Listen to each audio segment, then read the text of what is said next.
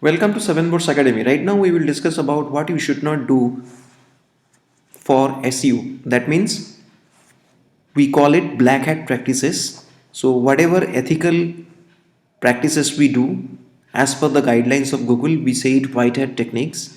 And if we do something wrong, unethical things, that is called the black hat.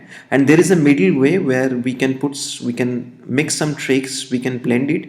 So some part are not very clear there, as we can't say it as purely ethical or we can't say it purely unethical. That type of activities is called gray hat techniques. So right now you discuss about what you should not do, what are the ethical practices and what are the bad practices you should always avoid.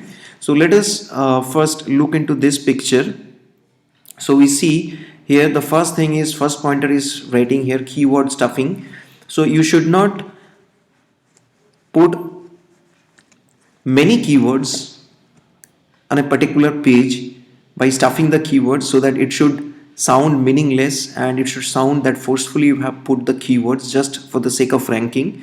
Your content should be natural with all related group of keywords along with long tail keywords and related keywords that we have earlier discussed in the LSI method, and you should have the proper keyword density, so you should not stuff your keywords. The second part is called the thin content. That means if you are putting less than 100 words there, so it is very minimal content, so Google would not take it in a positive way. So this is called thin content. So you should always write unique content more than 350 words and well researched, and it should not be copy pasted from any other website or from any other people's work. Now the third point is called cloaking and doorway pages. That means you are showing search engine a different page and users a different page with some kind of technical programming, that is called the doorway pages. So whenever search engine is looking, they are coming into the different page, and when users are clicking on that, they are coming into the different page. So this is called doorway pages. You should not do it. The fourth point is duplicate and copied content. You should not copy content from other websites. It should be uniquely written as per your own style, and it should be well researched and with valuable information for your potential customers. Now the fifth point is the fake page rank. We have discussed about the page rank. You should not buy any fake page rank domain, so you should always check about a fake page rank. If you type in Google about fake page rank, so you can learn about it. There are various methods that people can do to display the page rank in a fake way. So you should not buy old domains with fake page rank, because page rank is nowadays obsolete. Now the next point is exact match anchor text in backlinks, that we have earlier discussed, that you should have a variety of anchor text in your backlinks you're getting from different other websites. So you should not always use the exactly matching or your long tail keywords or the main focus keywords there in different other websites from where you were getting the backlinks. So it should give an unnatural signal to Google, so you should avoid that.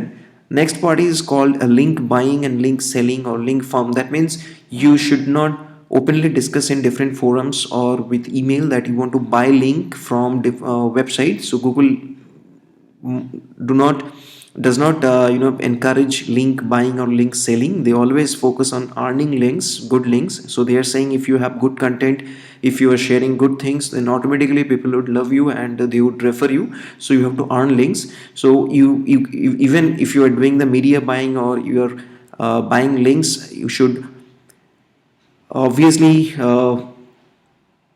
you should have that you should take care of these things so that it is not that way open, and you should be very careful about buying and selling links.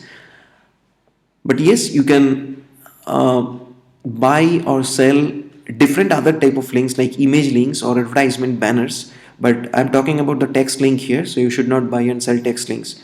And you should not get links from free for all websites or made for ads websites. So you may have seen that there are different websites that is free for everyone, mostly the directory websites, irrelevant directory websites. Lots of spammy links are there. Even same true with the made for ads websites. If you see, there are certain different type of ads, pop-up ads, pop under ads, floating ads are there on a website, and they're giving some kind of free content, free downloadable stuff. And if you get links from those type of websites, it is not at all give you any mileage. So you should avoid this kind of free for all and made for AdSense website.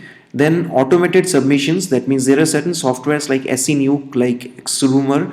So these softwares, if you are professional, if you know about the best practices of building links, you can use it wisely, then it is fine. But most of the cases, if you unknowingly use it in a improper way, it would give you a big penalty from Google. So you should not use any kind of automated software for link building like this SENuke, Xseer, and like this Xrumor. So if you can use them wisely, then it is fine. Otherwise, it's very bad. You should not use them. Next part is called content stealing via RSS. There are different. We know about really simple syndication RSS. So from RSS aggregator, you can fetch different feeds from different other websites, and you can place it on your website. But RSS aggregator, if your website's business policy is different, the business is different, model is different, then it is fine. Like if you say alltop.seo.alltop.com, that is also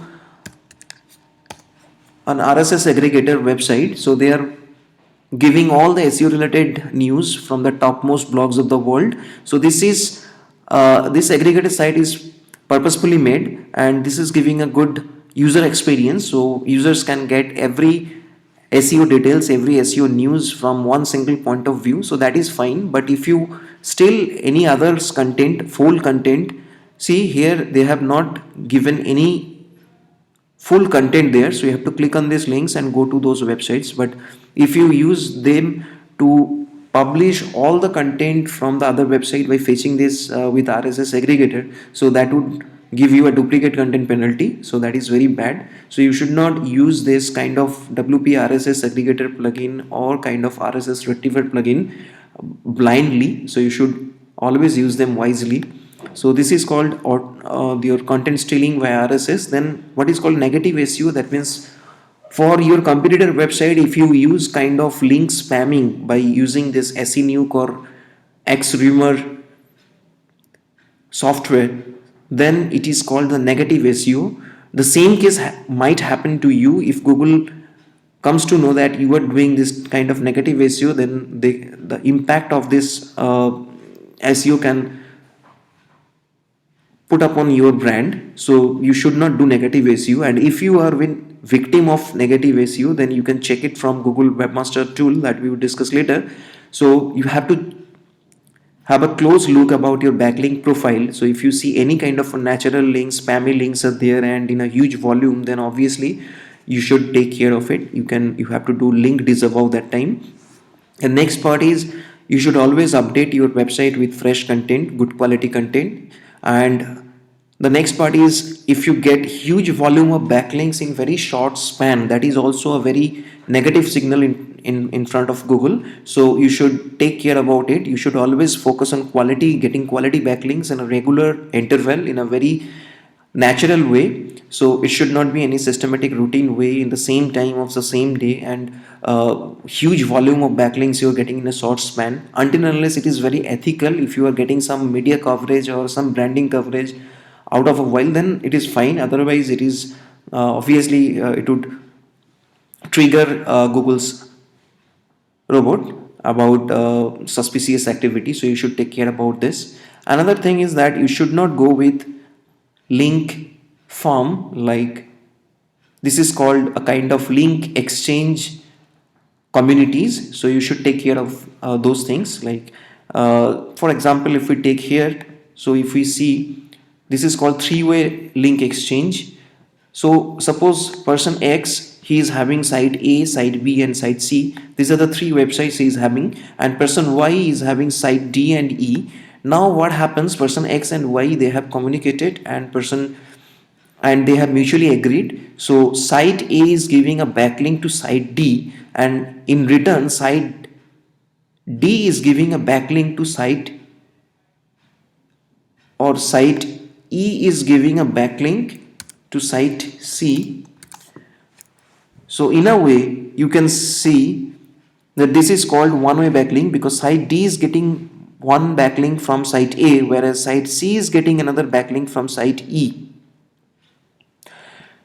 Now Google is very smart. Google can easily track it up from the server's IP and from other forums that these two people, person X and Y, they are interlinked and they have done a three-way link exchange. So Google will treat it as a link farm. So be very careful about doing three-way link exchange. And what is called two-way link exchange, that is a reciprocal link. We also say that A is giving a link to B and in return B is giving link to A, and both are not in very relevant site, they are not in a relevant domain. So this is called a two-way link exchange. So both two-way and three-way, these are not required, these are not good. So always it is good that you should get one-way backlinks. So these are the best practices you should always keep in mind, and these are called the black hat practices. So if you do this, so you should always avoid this kind of techniques. Thank you.